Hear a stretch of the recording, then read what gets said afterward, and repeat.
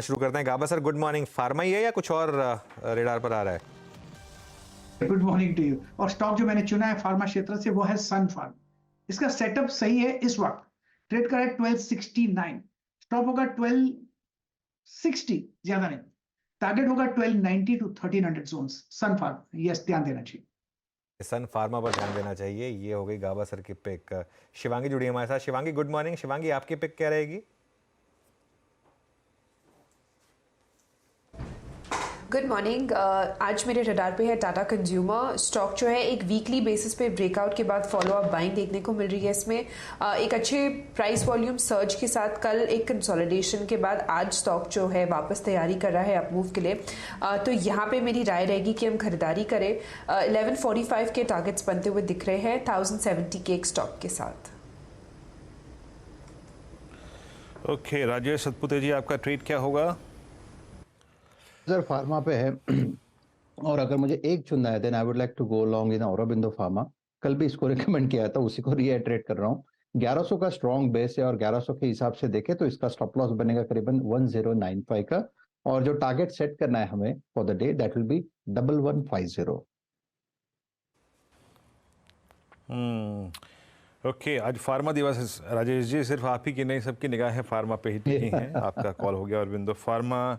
मानस जी, आपकी नज़र कहाँ पर है, फार्मा या फिर कुछ और?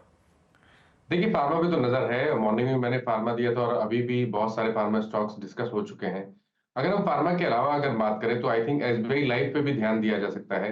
एसबीआई लाइफ पिछले 4 दिनों से अगर आप देखेंगे तो ड्यूरिंग द डे करेक्शन देखने को मिलता था, लेकिन 20 डे मूविंग एवरेज पे बाइंग इंटरेस्ट भी देखने को मिल रहा था। आज एसबीआई लाइफ ने एक फ्रेश ब्रेकआउट दिया है। करंट लेवल्स पे यहाँ पर खरीदारी करनी चाहिए। 1430 के नीचे स्टॉप लॉस लगा के आप खरीदारी कर सकते हैं और इसके जो टारगेट रहेंगे वो 1475 के आसपास के रहेंगे। तो यहाँ पर खरीदारी करनी है। इसके ऑप्शन में भी आप ट्रेड ले सकते हैं। 1450 का जो कॉल ऑप्शन है वहां पर आप खरीदारी कर सकते हैं। 41 रुपीज के आसपास वो ऑप्शन ट्रेड हो रहा है, उसमें खरीदारी कर सकते हैं। 34 का स्टॉप लॉस लगाइए और 55 रुपीज के टारगेट सेट करिए।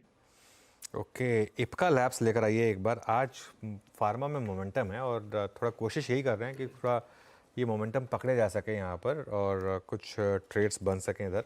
तो अच्छे मोमेंटम आपको यहाँ पर कुछ स्टॉक्स में दिखाई दे रहे हैं। कविता जी, आपका पिक क्या रहेगा? Yeah, so even I was looking at Ipca and Loris. So Loris lab पर होगा 442 के लेवल्स पर है। मुझे लगता है डिक्लाइन अप टू 440 अगर ये काउंटर मिले तो यहाँ पर बाय ट्रेड इनिशिएट करें। 435 का स्टॉप लॉस मेंटेन करना चाहिए 457 के प्राइस टारगेट के लिए। So Laurus lab will be the trade. Okay, Laurus labs पर एक व्यू रहेगा। राजेश पालवे जी, आपकी पिक क्या रहेगी? अनुज जी, स्टॉक जो पसंद आ रहा है वो है ग्रेन्यूल्स।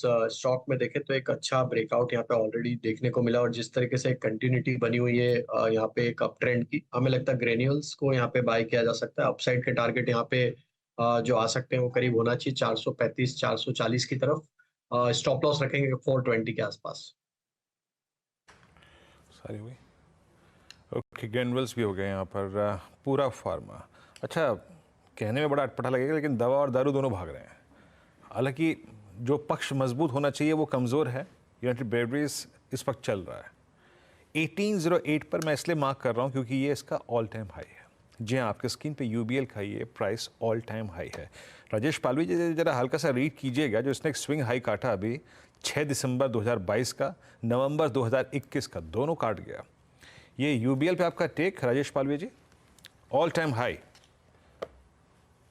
तो देखिए, यूबीएल में एक अच्छा मोमेंटम बना हुआ है और स्टॉक में जिस तरीके से यहाँ पे डेटा सेटअप बने, वीकली चार्ट पे भी देखे तो एक अच्छा यहाँ पे राउंडिंग बॉटम फॉर्मेशन बन के स्टॉक एक अच्छे ट्रेंड में कंटिन्यू करते हुए दिख रहा है। हमें लगता है यहाँ पे स्टॉक में अब 1800 के लेवल इंपॉर्टेंट है। इसके ऊपर अगर ये बना रहा तो इसका नेक्स्ट टारगेट जो आ सकता है वो होना चाहिए 1860 1870 की तरफ। तो 1800 के स्टॉप लॉस से पोजीशन होल्ड की जा सकती है। एक फ्रेश ब्रेकआउट यहाँ पे वीकली चार्ट पे बनते हुए दिख रहा है 1860 1870 के टारगेट। ओके, यूनाइटेड ब्रेवरीज 1808 पे डी हाई की ट्रैजेक्टरी में आके ट्रेड कर रहा है। और याद रखिएगा, हम इंडेक्स पे ज़्यादा बात नहीं कर रहे हैं, अभी हम सेक्टर्स पे फोकस कर रहे हैं। अनुज, हमने जितनी कॉल्स ली उसमें सबसे ज़्यादा प्रिफर्ड और आई थिंक जो कॉल्स मौजूद रही वो है फार्मा। अनुज, हम इस कार्यक्रम में कई बार बिग मार्केट वॉइसेस में बात कर रहे थे, तो 2-3 चीज़ें हैं जो मैं पूछना चाहता हूँ। भाई अब फार्मा में, हेल्थ केयर में अब आपके पास हॉस्पिटल स्टॉक्स हैं, आपके पास डायग्नोस्टिक स्टॉक्स हैं, प्लस आपके पास वो कंपनियां हैं जिनका कारोबार, जब आपको लगता है ना कुछ संशय, कुछ शंका होती है कि वो कंपनियां जहाँ पे विदेशी कारोबार है, वो कुछ कंपनियां भी हैं जिनका सिर्फ केंद्रित भारतीय कारोबार है। तो एग्जैक्टली फार्मा की स्ट्रेंथ को प्ले कैसे करना है, किस खेमे पे ज़्यादा कॉन्फिडेंस है? फिर फार्मा में ना बास्केट अप्रोच नॉर्मली काम नहीं करती नॉर्मली, क्योंकि फार्मा में आप देखेंगे किसी स्टॉक में फॉर्म 483 आ जाएगा या वार्निंग लेटर आ जाएगा, कोई स्टॉक ब्लॉकबस्टर दिखाएगा। आप देखिए 3 साल पहले लुपिन लगातार लोज बना रहा था और दूसरी तरफ डॉक्टर रेड्डी सिप्ला हाइज बना रहे थे। अभी देखिए आप लुपिन लगातार हाइज बना रहा है। तो ये फार्मा में ना आपको इंडिविजुअल स्टॉक्स पिक करने होंगे, जहाँ पर मोमेंटम है वहीं पर रहें। फार्मा में फार्मा इंडेक्स ने ऑल टाइम हाई लगाया। मेरे ख्याल से फार्मा में एक और चीज़ हुई वीरू, फार्मा में अभी भी वैल्यूएशन कंफर्ट है। मतलब इस मार्केट में अगर आप देखें तो वैल्यूएशन कंफर्ट आपको बहुत कम जगह पर मिलेगा। तो फार्मा में मुझे लग रहा है अभी भी वैल्यूएशन कंफर्ट है कंपेयर टू जो इसके खुद के प्रीवियस मल्टीपल्स रहे उसके हिसाब से। फॉर एग्जाम्पल अभी रिकमेंडेशन नहीं है, ग्लेनमार्क की बात कर लें आप। ग्लेनमार्क में अगर आप देखें तो अभी भी आज की डेट में compare to its peak valuation comfort है थोड़ा सा, ठीक है। सिप्ला की बात कर लें आप, डिवीज लैब्स की बात कर लें, डिवीज लैब्स में मुझे लग रहा है फॉर एग्जांपल अभी भी थोड़ा सा कंफर्ट है। तो ये एक मार्केट का एक शायद थोड़ा सा एक व्यू है कि शायद थोड़ा डिफेंसिव हो जाए। कई बार क्या होता है, आप जब बहुत ज़्यादा प्रॉफिट बना लेते हैं उसके बाद आप जब प्रॉफिट को कैश में लेकर आते हैं तो आप उसको कहाँ रखें, तो आप उसको कई बार डिफेंसिव में डाल देते हैं क्योंकि आप कैश रखना नहीं चाहते। तो इसके लिए ये भी एक व्यू होता है। इसकी वजह से भी कई बार फार्मा जब मार्केट इस तरह से ऑल टाइम हाई पर आके थोड़ा कंसोलिडेशन या वॉलेटिलिटी दिखाता है, इसके लिए भी फार्मा कई बार चलता है। ये मेरे ख्याल से एक और कारण हो सकता है। जी हाँ, और फार्मा उस पर नज़र रखिए, और यही आई थिंक मार्केट का एज ऑफ नाउ मैसेज है। अच्छा जनाब, ये यूबीएल को क्या हुआ? अभी कितने पे बात हुई थी हमारी? 1803 पे 4 पे, अरे गजब, 1821 हो गया। अभी 16 ये स्पॉट में है, फ्यूचर्स में 21 हो गया था। गजब मूव आता हुआ यहाँ पे। और कुछ काउंटर्स जो कि अच्छा कर रहे हैं अपनी पिछले कुछ दिनों की प्रॉपर्टी से थोड़ा डिफरेंट होके, दैट्स अशोक लेलैंड।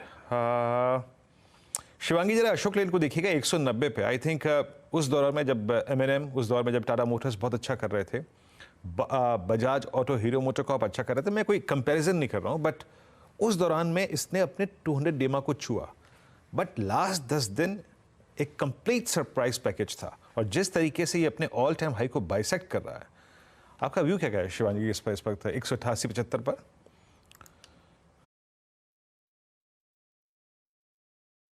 बिल्कुल वीकली बेसिस पे ब्रेकआउट है और अपने प्रीवियस हर्डल जो हुआ करता था 185 के आसपास, उसको सरपास करके अच्छी तरह से होल्ड कर रहा है स्टॉक। अब जो इसका नेक्स्ट जो थोड़ा बहुत जो हर्डल जोन है वो करीबन 190 के आसपास है। तो 190 को क्रॉस करते ही हम नेक्स्ट 196 198 तक के लेवल्स देखने को मिलेंगे। इसमें स्टॉक ने पिछले 5-6 दिनों से काफ़ी अच्छा रिकवरी दिखाया है, एक अच्छे वॉल्यूम्स भी ऐड हुए हैं यहाँ पे। तो जो अपवर्ड ट्रेजेक्ट्री है वो काफ़ी एक अच्छा यहाँ पे बनते हुए दिख सकता है। ओके अच्छा गौरांग जी, कोई फार्मा स्टॉक जो आपको पसंद हो इन लेवल्स पर? तो अनुज, काफी चर्चा हुई है फार्मा क्षेत्र की, और एक अगर मझौली फार्मा क्षेत्र की कंपनी जो हमें पसंद है, मेरे ख्याल से हफ्ते 2 हफ्ते पहले कुछ खबरें भी आई थी, वो है जाइडस लाइफ साइंस। 700 के आसपास के स्तर होंगे मौजूदा। यहाँ पर खरीदारी की राय है, और हमें लग रहा है जिस प्रकार से नए लॉन्चेस को लेकर के एक अपॉर्चुनिटी मिलेगी इसको, वो एक बहुत बड़ा मार्केट होगा और काफी बड़ा योगदान आपको बैलेंस शीट पर भी आते हुए दिखेगा। फिलहाल जो लक्ष्य हमने बनाया जाइडस लाइफ पर, वो करीबन 780-800 तक के हैं।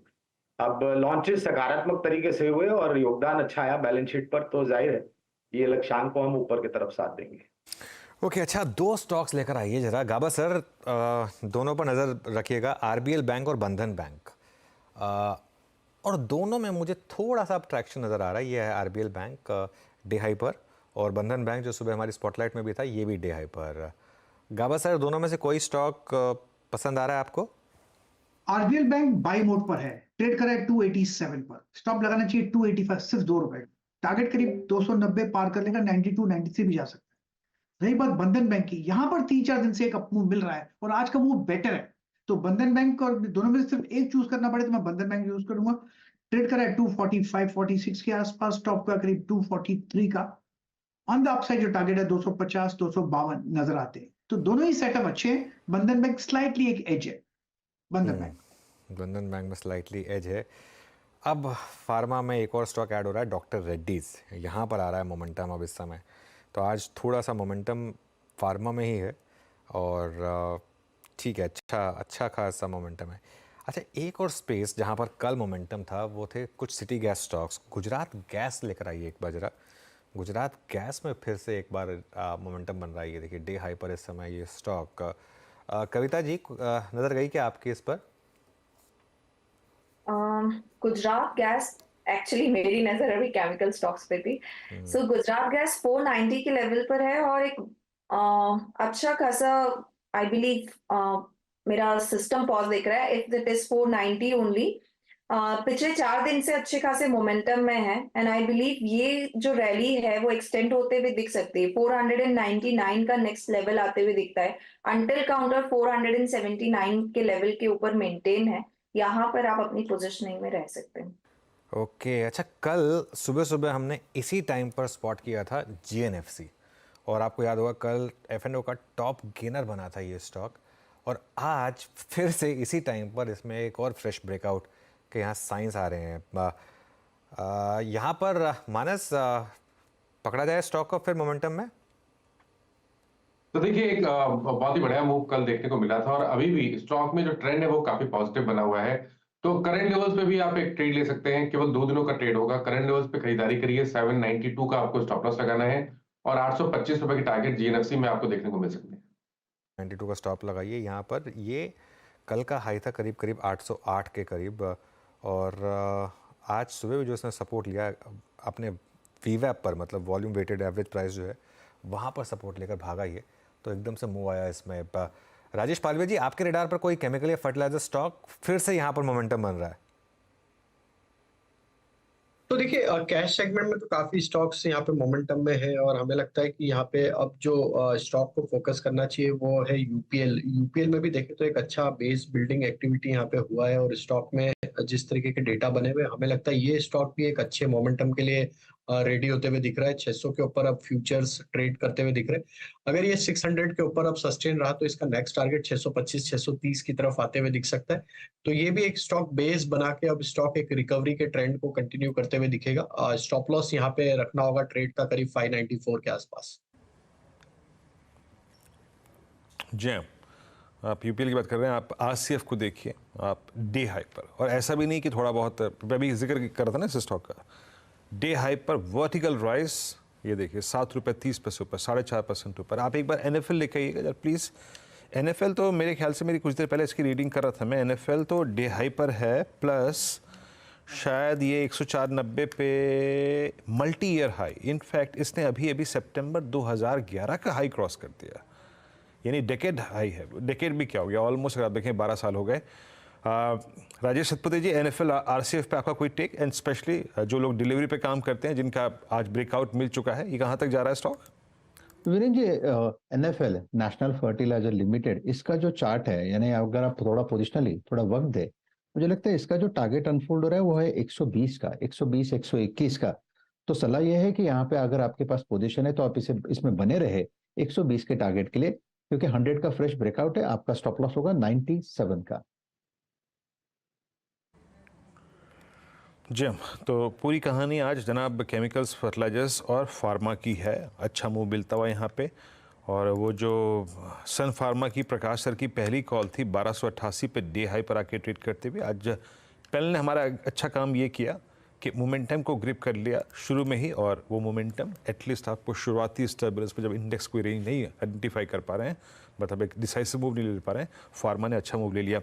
अच्छा, एक बार दीपक नहीं, नवीन फ्लोरिन रखिएगा स्क्रीन पे, इसको देखता हूँ मैं यहाँ पर, ये क्या कर रहा है, करीब करीब 3879। अगेन ये बात सारी की सारी है प्रीएम्प्ट करना। अब इस दृष्टिकोण से ये प्रश्न मैं करता हूँ एक बार मानस से। मानस, 3876 100 EMA एक बड़ा सप्लाई जोन रहा है जिसको ये क्रॉस नहीं कर पाया है, और इसके सामने ही पूरा का पूरा केमिकल बास्केट अच्छा करता हुआ। कुछ प्रीएम्प्ट करेंगे मानस आप यहाँ पे किसी स्ट्रेंथ को? बिल्कुल देखिए करना चाहिए, क्योंकि अगर आप पिछले 5-6 सेशन देखिए तो लगातार 20 डे और 50 डे मूविंग एवरेज के ऊपर स्टॉक ट्रेड कर रहा है। केवल इंतजार कर रहा था एक फ्रेश ब्रेकआउट का। मेरा समझना है जिस तरह के पैटर्न्स हैं उस हिसाब से अगर देखें तो शायद ऊपर की तरफ हमें 3900 के ऊपर ब्रेकआउट देखने को मिलेगा और स्टॉक 4050 की तरफ जाने की कोशिश करेगा। तो बिल्कुल यहाँ पर खरीदारी करने की राय रहेगी। आई थिंक 5900 वाला ऑप्शन अगर लिक्विड है तो वहां पर आप खरीदारी कर सकते हैं। 148 के आसपास के भाव चल रहे हैं उस ऑप्शन में। करंट लेवल्स पे खरीदारी करिए। 124 रुपए का स्टॉप लॉस लगाना है तो 25 रुपए का रिस्क है, लेकिन ऊपर की तरफ आई थिंक 200 रुपए से लेकर 225 रुपए तक के भाव इस ऑप्शन में आपको 3900 के कॉल ऑप्शन में देखने को मिल सकते हैं। बिल्कुल। और एक बार आप देखिए पूरी के पूरी केमिकल बास्केट में आप पिछले एक महीने का मूव देखिए, शानदार शानदार मूव रहे हैं यहाँ पर सारे के सारे स्टॉक्स में। और एक एक करके आप देखें तो नवीन फ्लोरीन, SRF, दीपक नाइट्राइट, आरती इंडस्ट्रीज़, इन सब में अच्छा मोमेंटम इस समय क्लियरली विजिबल है। कुछ और पॉकेट्स पिक करेंगे। मार्केट अभी भी थोड़ा सा मूड माहौल बना रहा है कि किस तरफ जाना है उसको, लेकिन जो गुजरात गैस हमने स्पॉट किया था वो अब डे हाई पर आया। अच्छा, एक और स्टॉक जो डे हाई पर आ रहा है वो है ओरेकल फाइनेंशियल। नॉर्मली हम इसकी बात कम करते हैं क्योंकि थोड़ी लिक्विडिटी का इशू होता है यहाँ पर, लेकिन ओरेकल फाइनेंशियल में आज थोड़ा सा अच्छा मूव है, 2% ऊपर। क्या मिड कैप आईटी में फिर से एक रैली की शुरुआत हो रही है, थोड़ा इस पर नज़र रखेंगे, लेकिन यहाँ पर तो क्लियर कट एक मोमेंटम है ही इधर। गाबा सर ट्रैक किया है क्या इसको, ओरेकल को, OFSS? नहीं, बिल्कुल स्पॉटलाइट में आया था। ओरेकल फाइनेंस ट्रेड कर रहा है 4426, 4500, ये एक जोन है, वहां तक जाता। स्टॉप होगा 4400 का। 30 rupees stock, 1:2 risk reward ratio है, मेरे ख्याल से जाना चाहिए। मोमेंटम बहुत बढ़िया, स्ट्रेच है लेकिन मोमेंटम है। Okay, Oracle financials. अच्छा, मैं स्क्रीन पे एक चीज़ रीड कर पा रहा हूँ कि एज ऑफ नाउ जिन ट्रेजेक्ट्रीज को हमने बात की थी कि वो लोअर ट्रेजेक्ट्रीज हैं इंडस्ट्रीज की, उसको वो होल्ड करेगा, वो कर रहा है। And Nifty PSU bank index day high पर है, Bank of Baroda at day high, Bank of India is on the verge of a breakout, मतलब अपने पिछले 10 दिन की ट्रेजेक्ट्री को क्रॉस करने की तैयारी करता हुआ। और क्या है, अच्छा, कैनरा बैंक की प्लेसमेंट ठीक ठाक लग रही है। और अगर आप देखें तो यहाँ पर PSU बैंक अच्छा कर रहा है, 98.15 पे। SBI हल्का सा बैकफुट पे है। SBI हालांकि बैकफुट पे है, लेकिन एक बात याद रखिएगा, SBI के प्राइस में बहुत बारीकी से SBI उसी प्राइस पर है जिसमें पिछले 3 बार में इसने बॉटम बनाया है। That's exactly 10 day exponential moving average. उन पिछले 3 बॉटम्स की जो लोअर शेडो थी वो 10 डे में थी। शिवांगी, कोई इस वक्त PSU बैंकिंग स्टॉक आपको इम्प्रेस कर रहा है क्या किसी ट्रेड के लिए?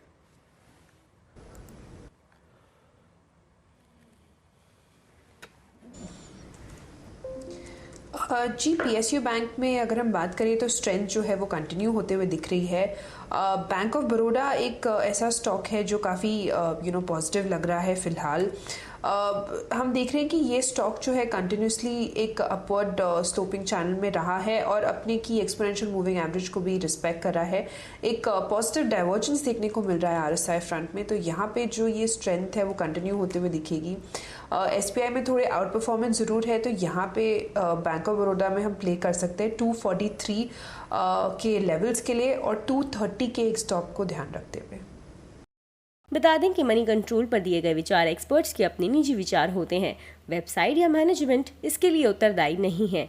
यूजर्स को मनी कंट्रोल की सलाह है कि कोई भी निवेश निर्णय लेने से पहले सर्टिफाइड एक्सपर्ट की सलाह लें।